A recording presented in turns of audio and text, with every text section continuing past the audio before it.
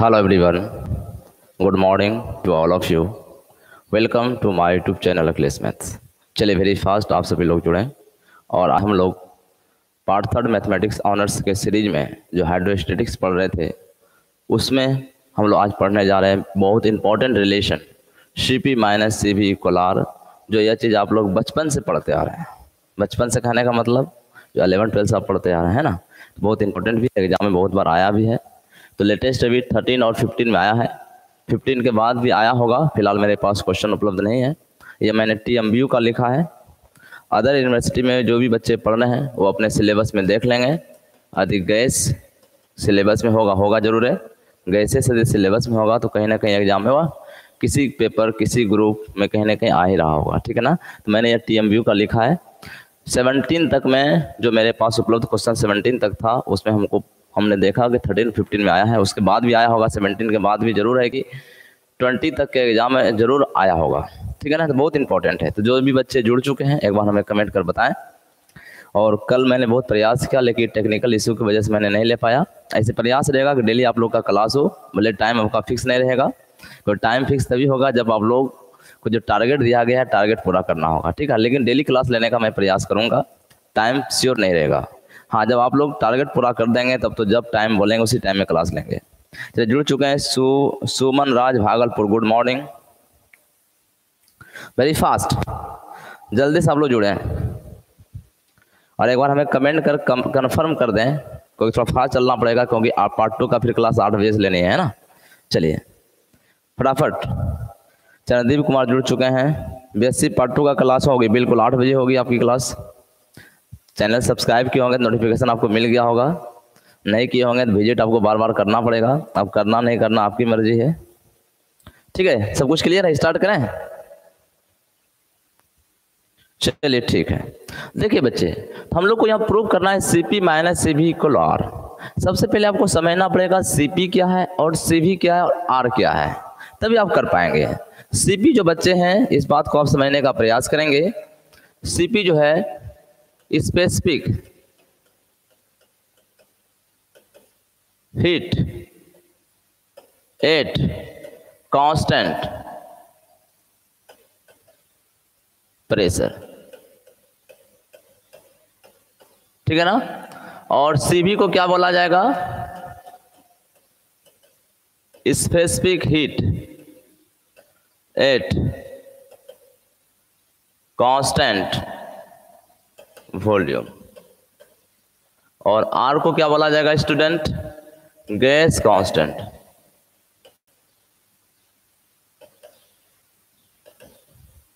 Clear है ना? बात समझने का ध्यान समझने का प्रयास करेंगे। CP हो गया specific heat at constant pressure, P for pressure. C हो गया specific heat at constant volume, क्योंकि V लगाया, R हो गया गैस कांस्टेंट। फिर आपके माइंड में आ रहा होगा, पहले यह टर्म को समझना पड़ेगा कि स्पेसिफिक हीट क्या होता है, फिर हम लोग को समझना पड़ेगा स्पेसिफिक हीट कांस्टेंट प्रेशर क्या होता है। पहले छोटी छोटी बातों को हम समझा देते हैं, उसके बाद हम लोग प्रूव करेंगे। क्या आप लोग तैयार हैं? चलिए इसके पहले हम लोग समझेंगे हीट कैपेसिटी, या इसको बोलेंगे thermal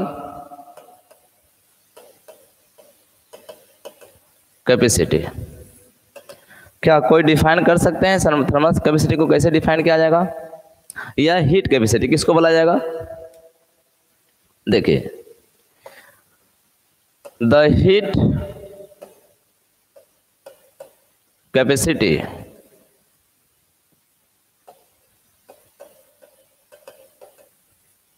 is defined as the energy required to increase the temperature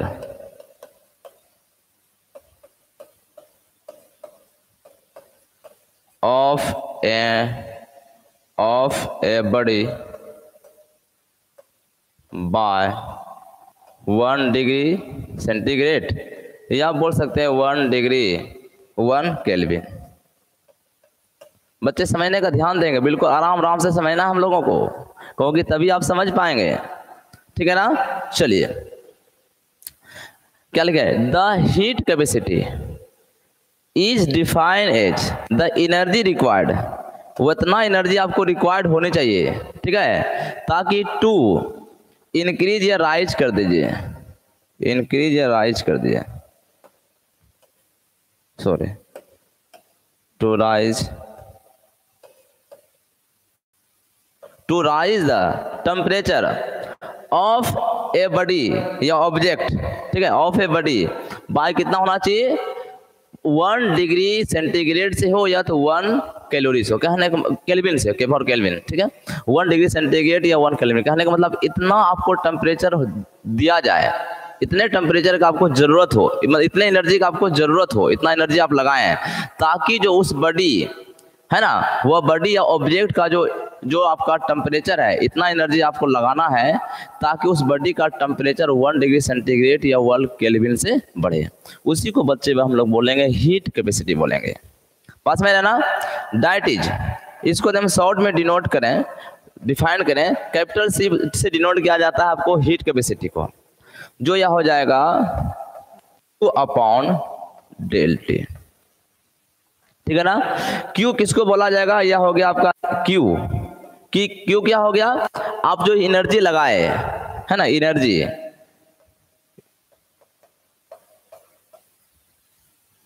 ठीक है, Q क्या हो गया बच्चे, ये एनर्जी हो गया आपका, और ΔT क्या हो गया, ΔT जो हो गया या टेम्परेचर में जो इंक्रीज करेगा, ठीक है, change in temperature, change in temperature, और C क्या हो गया स्टूडेंट, इस heat capacity,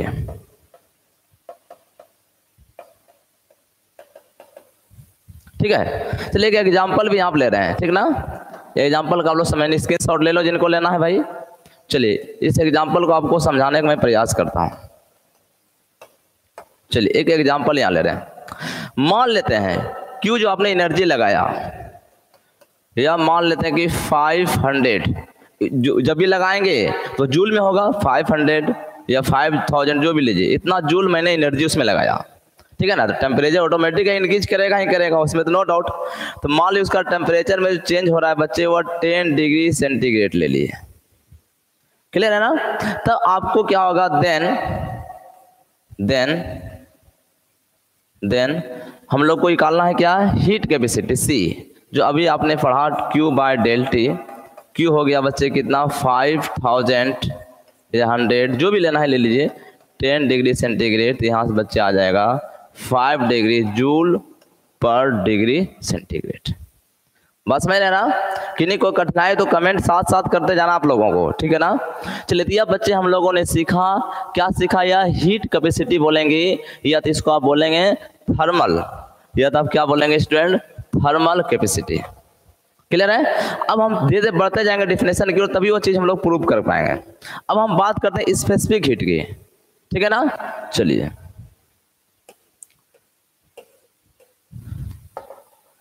specific heat,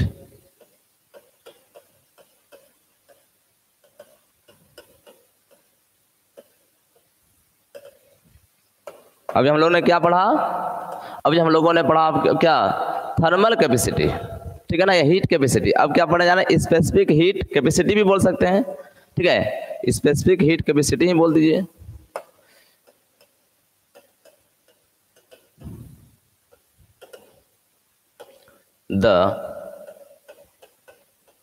define करने भी आता है कि define specific heat capacity, defined heat capacity, ये सब एग्जाम में पूछा जाता है, इसलिए आपको तैयार तो हर तरह से रहना है बच्चे, ठीक है ना। The specific heat capacity is defined as the energy required, the energy required to rise the temperature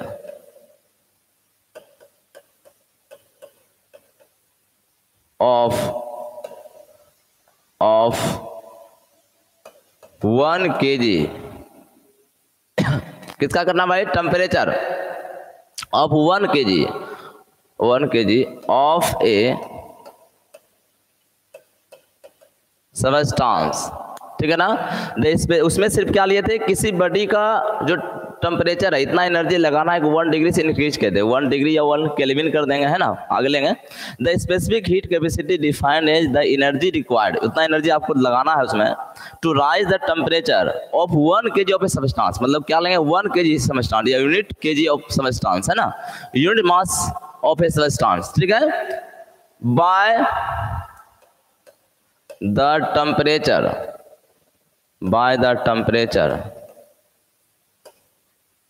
rise temperature to rise the temperature of 1 kg by 1 degree, the temperature ऊपर लिख ही दे बच्चे, by 1 degree या 1 kelvin, ठीक है ना। कितना से increase करना चाहिए आपका, 1 डिग्री या तो 1 केल्विन। दैट इज, इसको स्टूडेंट डिनोट करेंगे स्मॉल सी से, स्पेसिफिक हीट को हम लोग स्मॉल सी से करेंगे और थर्मल कैपेसिटी या हीट कैपेसिटी को हम लोगों ने क्या, कैपिटल सी से। अब इसमें जो बच्चे आपके बात हो जाएंगे, यह हो जाएगा Q upon m into delta T. फिर यहाँ पर उसी प्रकार से ये आपका क्या है, यह एनर्जी है और ये आपका मास है जो 1 kg आप यहाँ ले रहे हैं। डेल टी क्या हो गया, चेंज इन टेम्परेचर, और यह बच्चे क्या होंगे, स्पेसिफिक हीट कैपेसिटी, ठीक है ना। आइए यहां पर भी एक एग्जांपल लेते हैं तो और भी बातें आपका क्लियर हो जाएगी,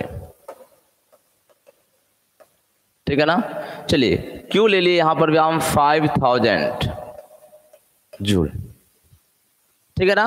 और मास आपको कितना लेना पड़ेगा स्टूडेंट, 1 kg, ठीक है ना। और टेम्परेचर भी ले लीजिए, कितना लिए थे पिछले वाले में टेम्परेचर, 10 ना लिए थे, ठीक है, 10 डिग्री सेंटीग्रेड।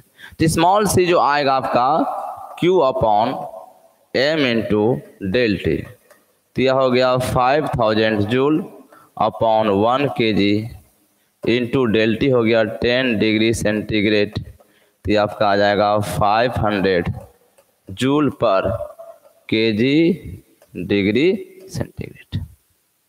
अब यहाँ तो स्टूडेंट आपको रिलेशन भी पता चल जाएगा। देखिए अंकेश कुमार कमेंट कर रहे हैं सर पार्ट 1 का इवनिंग में क्लास लिया जाएगा, ठीक ना। पार्ट 1 का क्लास इवनिंग में लिया जाएगा, आप नोटिफिकेशन पर ध्यान रखें, अपने आप को नोटिफिकेशन मिल जाएगा। अब हीट कैपेसिटी और स्पेसिफिक हीट कैपेसिटी में रिलेशन भी बन जाएगा बच्चे, है ना। अब देखिए नाउ हम लोगों ने रिलेशन है, ठीक है, हम लोगों ने अभी क्या पढ़ा, अभी हम लोगों ने पढ़ा यहाँ पर small C capital Q upon m into del T, ठीक है ना, और C equal 1 upon m into Q upon del T equal होगा स्मॉल सी इक्वल, ये स्मॉल सी लिखे है ना, स्मॉल सी हो गया स्पेसिफिक हीट कैपेसिटी, ठीक है। तो यहाँ से स्टूडेंट आपका मान आ जाएगा 1 अपॉन n, इसको आप कैपिटल सी बोलेंगे क्योंकि अभी हम लोगों ने जस्ट पढ़ा कैपिटल सी जो था हीट कैपेसिटी, ठीक है ना, Q बाय डेल टी हो गया। तो यहाँ से स्टूडेंट आपको पता चल गया कि यह रिलेशन आपको बन गया, है ना, यह हो गया relation which is relation between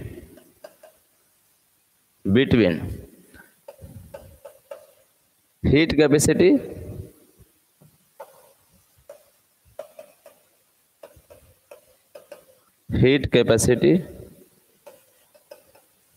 and specific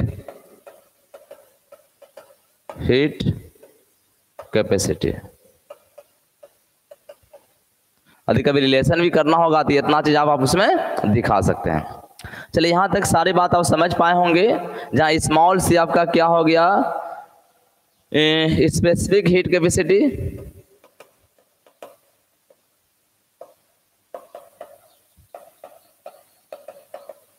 और कैपिटल सी क्या हो गया स्टूडेंट आपका थर्मल कैपेसिटी या हीट कैपेसिटी बोलिए,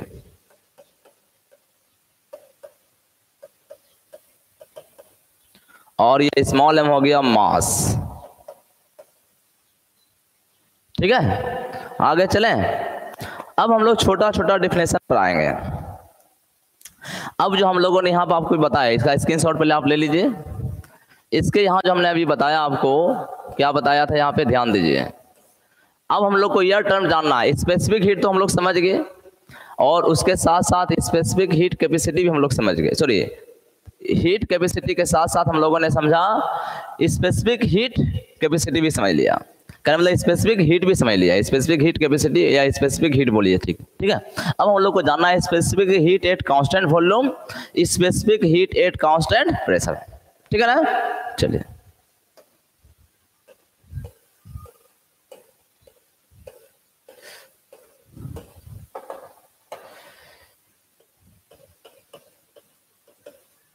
स्पेसिफिक हीट एट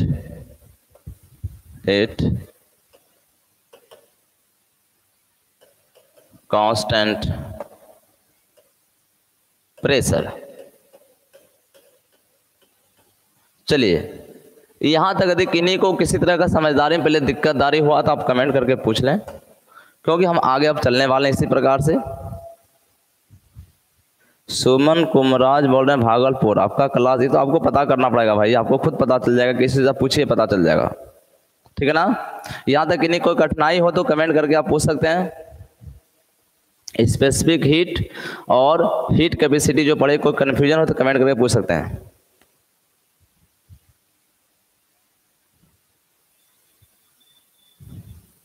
आगे चलें, ठीक है। चलिए, इसका डिफिनेशन देखिए अब। Specific heat at constant pressure, ठीक है ना। द अमाउंट ऑफ हीट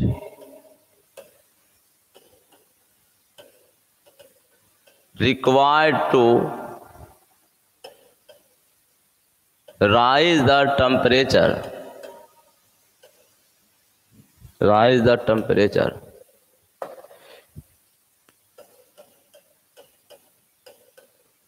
ठीक है ना। क्या राइज द टेम्परेचर, ठीक है, राइज द टेम्परेचर ऑफ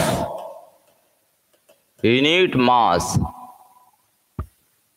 ठीक है, of a gas by 1 degree centigrade या 1 kelvin at constant pressure is known as specific heat at constant pressure। क्या बच्चे लिखे, the amount of heat required to rise the temperature of unit mass of gas, ठीक है ना, bye 1 degree centigrade. चूंकि हम लोग गैस पढ़ रहे थे, यहाँ गैस लगा दिए, चूंकि आपको डिफाइन भी करने आएगा तो गैस में ही डिफाइन करने आएगा। बाय 1 डिग्री सेंटीग्रेड हो या तो 1 केल्विन होगा। At constant pressure is known as specific heat at constant pressure, ठीक है ना। चलिए, if the amount of heat, if the amount of heat कितना देंगे, dq is required to rise the temperature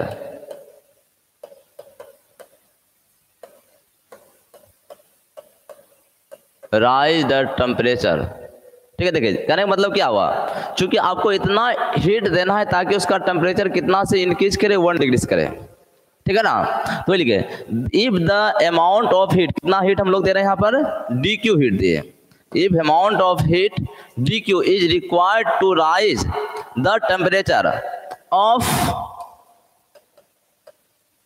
unit, यहाँ लिखे हुए unit mass of a gas of a body by dt।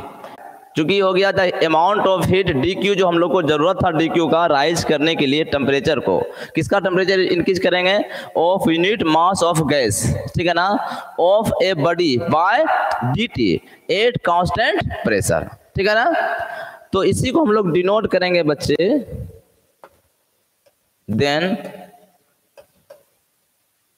It is denoted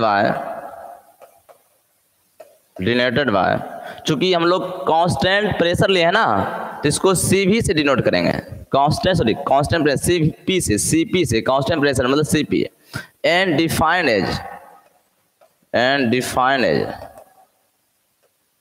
CP equal जो आपको लेना होगा, CP जो आप लेंगे यहाँ पर, चूंकि DQ हीट दिए हैं तो DQ ले लीजिए, और टेम्परेचर कितना से इंक्रीज कर रहा है बच्चे, राइज कर रहा है DT से, तो यह हो गया आपका CP इक्वल हो गया DQ by T। CP equal कितना हो गया स्टूडेंट, DQ बाय C। बस मैंने ना सेम इसी प्रकार से हम लोग को किसके लिए करना होगा, specific heat at constant pressure के जगह क्या कर लेंगे, specific heat at constant volume. पहले इसको जल्दी से आप लोग नोट कीजिए, तो इसी में फटाफट तुरंत कर देंगे, ठीक है, इसके शॉट ले लिए। चलिए अब बच्चे हम इसी में हम कर देते हैं यहाँ पे चेंजेज, क्या चेंजेज करेंगे हम देखिएगा ध्यान से। अब देखिए, अब कांस्टेंट यहाँ पर हम ऐसे लिख देते हैं, आप लोग समझ लीजिएगा, है ना, यहाँ प्रेशर चेंज करना होगा, अब प्रेशर के जगह क्या आ जाएगा स्टूडेंट, यहाँ पे वॉल्यूम, क्या आ जाएगा, वॉल्यूम, ठीक है ना। चलिए, at amount of heat required to rise the temperature unit mass of a gas on at the constant pressure, इस प्रेशर के जगह क्या ले लेंगे बच्चे, वॉल्यूम, ठीक है ना, आप लोग लिख लीजिएगा, volume is known as specific heat at constant volume, ठीक है ना। If the amount of heat DQ required to rise the temperature of unit mass of a gas of a body, है ना, by DT at constant volume, then it is denoted by, अब क्या हो जाएगा student, यहाँ पर, यहाँ आपका क्या हो जाएगा, CP की जगह क्या लिखना होगा, इस CP की जगह आपको लिखना होगा CV, एंड डिफाइन एज, यहाँ CP की जगह क्या लिख दीजिएगा, CV। क्या बात समझ में आया, तो CV हो जाएगा DQ बाय DT। बात समझ गए ना, जहां जहां CP था CV कर दिए, CP की जगह CV। बात समझ गए होंगे, यदि यहाँ तक नहीं कोई कंफ्यूजन कमेंट करके पूछ लीजिए, क्योंकि अब हम प्रूफ की ओर चलेंगे, ठीक है, कमेंट फटाफट कर दीजिए आप लोग। यहाँ CP कर लीजिएगा, यहाँ CP की जगह CV, यहाँ भी CP की जगह CV, किन्हीं को दिक्कत नहीं है ना। चलिए, और एक बात बच्चे यहाँ समझ ही लीजिए, हम लोगों ने CP भी पढ़ा और CV भी पढ़ा, है ना। चलिए, या एग्जाम में ऐसे नहीं लिखना है, एग्जाम इसको फ्रेश आप लोग लिख लीजिएगा, बात समझ गए ना, ठीक, हमको समय ज्यादा ना लगे इसलिए मैंने उसी में लिख दिया, ठीक है, ओके। चलिए, तो पहले वाला CP का डिफिनेशन किए थे, अब हो गया CV का हो गया। चलिए, अब इसके आगे हम चलते हैं, दैट इज CP, और हम लोगों ने CV निकाला। CP कितना निकाले बच्चे, DQ अपॉन DT, यहां भी आपका हो गया DQ अपॉन DT, ये आपका हो गया at constant pressure, at constant volume, ठीक है। इसी का जो रेशियो होगा, the ratio of CP by CV is known as gas constant, and it is denoted by, इसको डिनोट करते हैं गामा से, that is gamma equal CP upon CV, ठीक है। चलिए, यहां तक सारी बात क्लियर हो गया, ठीक है ना, किन्हीं को दिक्कत वाली बात नहीं होनी चाहिए। अब बच्चे हम लोग चलेंगे कहां पर, अब हम लोग को जो मुख्य बातें प्रूफ करनी थी उस पर हमको चलना होगा, ठीक है ना। चले आगे। किन्हीं का कमेंट कहीं दिक्कत तो नहीं हो रहा, नेटवर्क प्रॉब्लम तो नहीं आ रहा भाई? क्या नेटवर्क प्रॉब्लम तो नहीं आ रहा? आप लोग किन्हीं का कमेंट नहीं आ रहा है?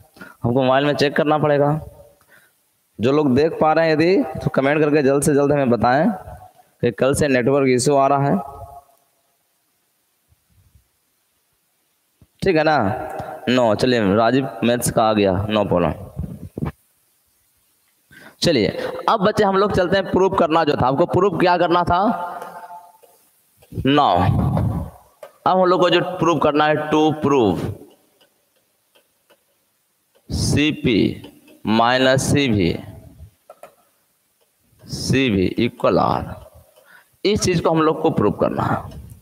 तो इसको प्रूव करने के लिए भी क्या करना पड़ेगा स्टूडेंट? सबसे पहले आपको CP और CV को आप डिफाइन कर दिएगा। क्या करना होगा? CP और CV को डिफाइन करना, ठीक है ना? चलिए, लेट, या लिखिए प्रूव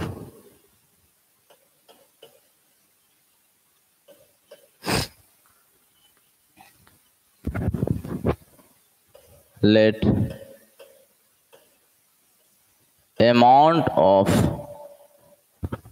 तो अभी हम लोगों ने डिफिनेशन लिखा CP CV का, दोनों की डिफिनेशन लिखा ना, ठीक है। हाँ, the amount of heat DQ, the amount of heat, चूंकि डिफिनेशन सेम ही लिख देते हैं जैसा अभी हम लोगों ने यूज किया था, the amount of heat is DQ to the amount of heat DQ is required to rise the temperature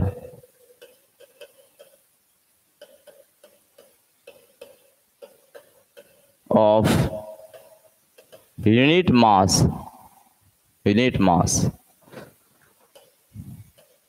of a gas of a body by dt at constant pressure,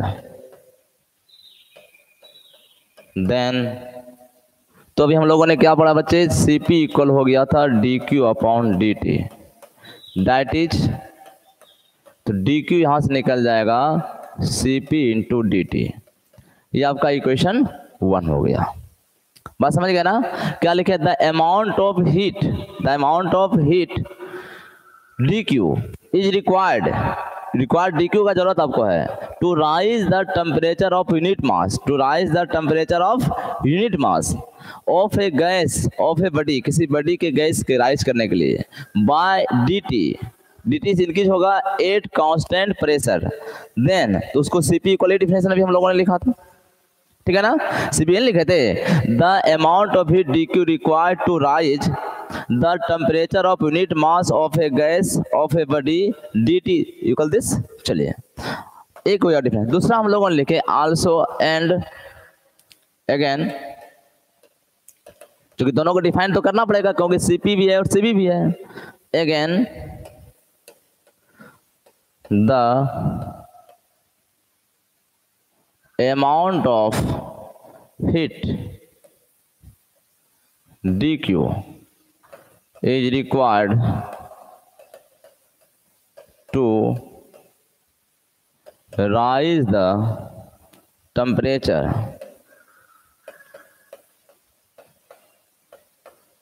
of unit mass of a gas of a body by dt at constant, यहाँ क्या लेंगे बच्चे? Volume. Then, तो आपका जो यहाँ CV होगा DQ upon DT और यहाँ से आ गया आपका d q equal c v into d t. ये इक्वेशन आपका 2 हो गया। यहाँ तक सारी बात चल रहा है। अब हम लोग क्या करेंगे, फर्दर स्क्रीनशॉट ले लीजिए जल्दी से, सब लोग स्क्रीनशॉट ले लीजिए।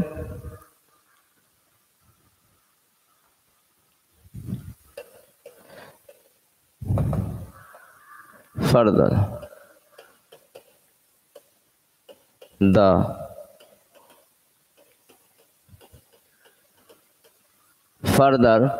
the imperating of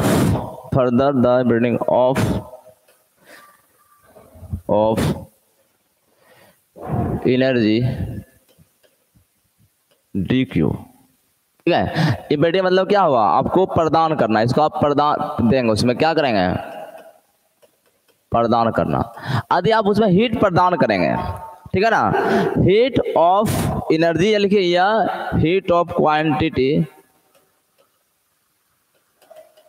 जैसे आप डी क्यू एनर्जी उसमें देंगे तो क्या होगा, उसमें दो बातें होगी। एक तो उसका एनर्जी, उसके जो अंदर जो है किसी गैस के अंदर जिसके जो भी आप लेंगे, क्या बोलते, कंटेनर लिए जिसमें गैस है, मान लिया कंटेनर आपने लिया, ठीक है ना, इसमें आपने गैस रखा है। जैसे इसको आप यहाँ से क्या करेंगे, हीट देंगे। जैसे यहाँ से हीट देंगे तो क्या होगा, इसके अंदर जो होगा वो एनर्जी इंक्रीज करेगा, और साथ ही साथ इसका वॉल्यूम भी क्या होगा बच्चे, इंक्रीज करेगा। वही लिखे हैं। तो इम्पेरेटिंग मतलब प्रदान किया ऑफ क्वांटिटी डी क्यू, किसका, ऑफ हीट का। देन तो बच्चे यहाँ दो बातें होंगी।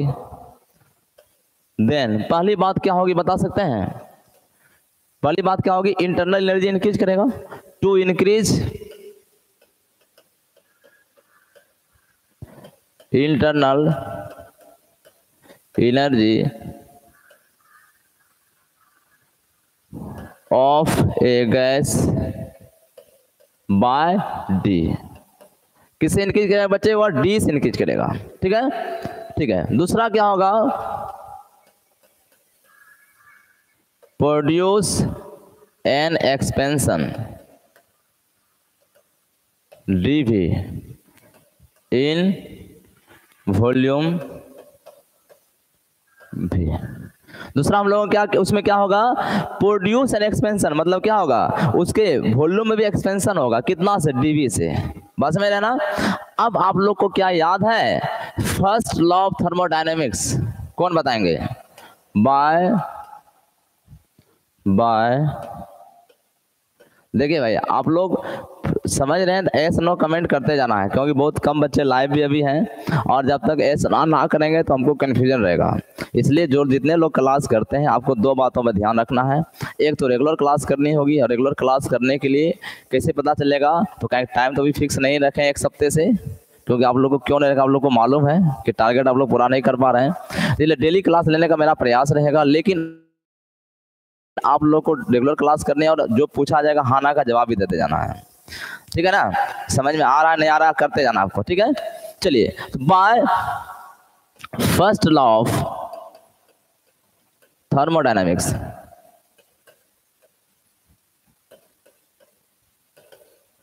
तो first law of thermodynamics means क्या कहता है, कोई बता सकते हैं, एनीबॉडी कोई बता सकते हैं first law of thermodynamics, anybody, very fast. चलिए हम थोड़ा हिंट भी कर रहे हैं। डी क्यू इक्वल होता है, बताइए कितना होता है, डी क्यू इक्वल, किन्हीं को मालूम नहीं है, D e plus p D भी। जहां बच्चे डी क्या हो गया, इंक्रीज इंटरनल एनर्जी, भी डी भी क्या है बच्चे, वॉल्यूम जो इंक्रीज करेगा, और डी क्यू जो आपने उसमें हीट दिया है। ठीक है ना, बस यही आपका बात बनने वाला आ गया, ये आपका इक्वेशन 3 हो गया। लेकिन आप यदि आप 8 कांस्टेंट वॉल्यूम की बात करें, यदि आप वॉल्यूम को कांस्टेंट करेंगे तो क्या जीरो होने वाला है, कांस्टेंट वॉल्यूम करेंगे तो यहाँ डीवी आपका बच्चे क्या हो जाएंगे, जीरो हो जाएंगे। जब ये डीवी जीरो हो गया तो इसको इसमें 3 में पुट कर दिए, फ्रॉम 3, तो आपका 3 क्या हो जाएगा, तो आपका जो डी क्यू हो जाएगा स्टूडेंट, वो हो जाएगा डी हो जाएगा। कब, जब आप वॉल्यूम को कांस्टेंट कर देंगे। ठीक है ना। और डी क्यू के लिए हम लोगों ने निकाल के रखा है, डी क्यू को हम लोगों ने निकाल कर रखा है एट कांस्टेंट वॉल्यूम पर। डी क्यू को आपने कितना निकाला है, कांस्टेंट वॉल्यूम पर हम लोग डी क्यू को कितना निकाल कर रखे हैं, सी वी डी टी निकाला है ना। फ्रॉम टू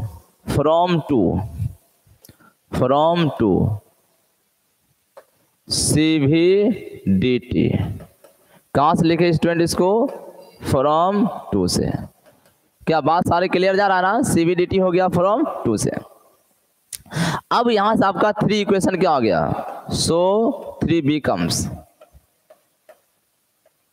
आपका इक्वेशन 3 जो बन जाएगा d q equal d e plus p d v. P तो आपका रहेगा ही रहेगा, रुके डी ई की जगह बदलना है ना, डी की जगह बच्चे बता दीजिए, डी क्यू, डी की जगह आप कितना रखने वाले हैं, सी वी डी टी है ना, सी वी डी की जगह सी वी डी टी यहां से रख दिए, ठीक है, प्लस पी डी वी। याद है कहीं कोई दिक्कत वाली बात नहीं होनी चाहिए। इक्वेशन हम लोग का 3 आ चुका है, इसको हम लोग इक्वेशन 4 मान लीजिए। चलिए पहले स्क्रीनशॉट ले लीजिए, तो आप लोग वेरी फास्ट आप लोग स्क्रीनशॉट ले लीजिए पहले, ठीक है।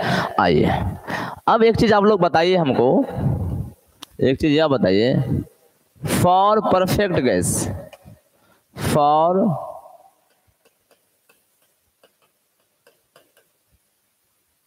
परफेक्ट गैस का क्या नियम है, पीवी इक्वल कितना होता है, पीवी इक्वल आर टी लेते हैं ना। चूंकि इसका यहाँ यूज करना पी जो आ रहा है उसके लिए हमको ये लगाना पड़ा, इसको डिफरेंशिएट कीजिए, डिफरेंशिएट करेंगे पी लेंगे तो वी का डिफरेंशिएशन प्लस वी लेंगे तो पी का डिफरेंशिएशन।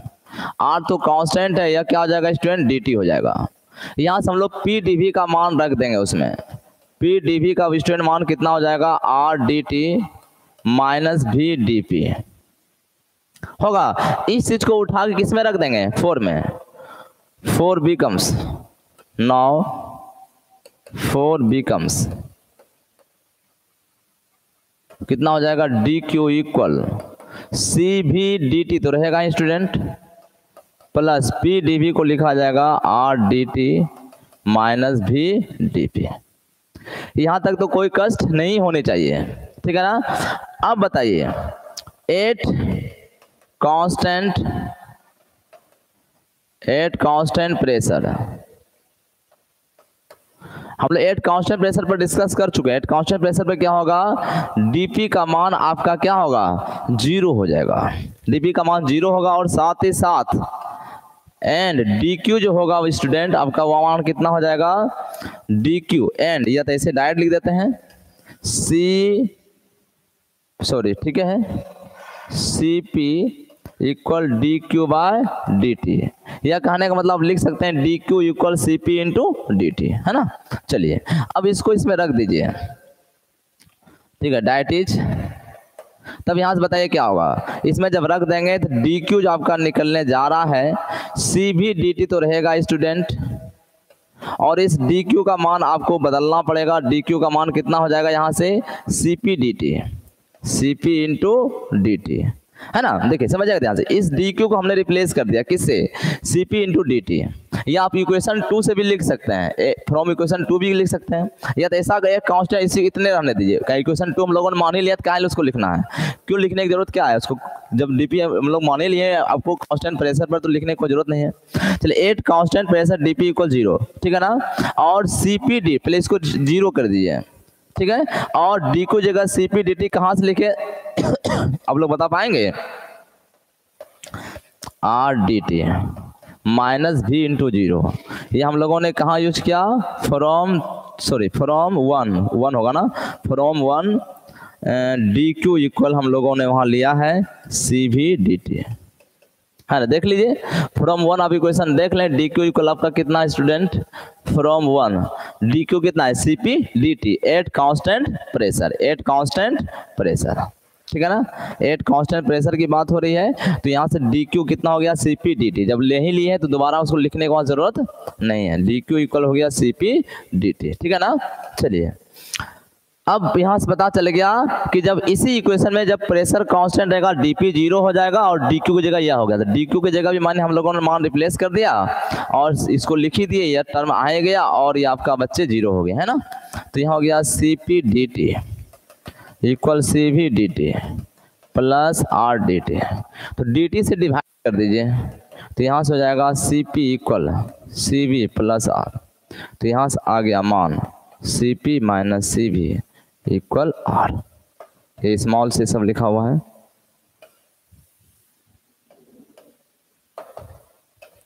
चलिए यहां तक हम लोगों ने प्रूव्ड कर लिया, बहुत इंपॉर्टेंट है, ठीक है। चलिए जल्दी से इसका स्क्रीनशॉट लीजिए पहले आप लोग, वेरी फास्ट। तो हम लोगों ने बेहतरीन तरीका से सीखा। स्क्रीनशॉट पहला शॉट यहाँ से लगा लें, दूसरा शॉट आप यहाँ से लगा लें, तीसरा शॉट आप यहाँ से लगा लें, ठीक है। तो ये जब भी आएगा स्टूडेंट 8 मार्क्स में आएगा। कभी कभी ऐसा देता है कि define specific heat and prove that this, कभी कभी बोलेगा defined thermal capacity and prove this, कभी कहेगा define thermal capacity and heat capacity, define thermal capacity and specific heat capacity and prove this, ठीक है ना। तो सारे आपका डिस्कस हो गया। चलिए यहाँ तक किन्हीं को कष्ट है तो कमेंट करके बताएं। यदुवंशी अनिल पूछ रहे 12th का क्लास कब होगी? बस आज होगी क्लास, बिल्कुल होगी, नोटिफिकेशन मिलेगा, ठीक ना, चिंता करने की कोई बात नहीं है। चलिए किन्हीं को कष्ट वाली बात नहीं है ना, है तो जल्दी से आप कमेंट करके पूछ लें, क्योंकि 8 बजे फिर पार्ट 2 का क्लास लेनी है हमें, ठीक है। पार्ट 2 वाले क्लास भी जस्ट 8 बजे से होगी। बस थंबनेल देखिए, थंबनेल से आपको नोटिफिकेशन मिलेगा स्टूडेंट, उसी से पता चलेगा। राजेश 12th का क्लास शाम में होगी, ठीक है ना, निश्चित होगी प्रोबेबिलिटी का क्लास। चलिए सुमन राज भागलपुर बोल रहे हैं, नो प्रॉब्लम, वेरी गुड। चलिए ठीक है, तो आज की क्लास को यहीं पर विराम देते हैं, अगले दिन मिलेंगे। प्रयास रहेगा कि पार्ट 3 पार्ट 2 का क्लास डेली हो, ऑनर्स का मतलब कि क्लास डेली हो, मतलब सारा क्लास डेली हो, लेकिन टाइम अभी फिक्स नहीं करेंगे, ठीक है। टाइम फिक्स होगा जब आप लोगों को जो दिया गया है कंडीशन उसको फुलफिल करेंगे तो ही होगा, बात में गया ना, ठीक है, ओके बाय।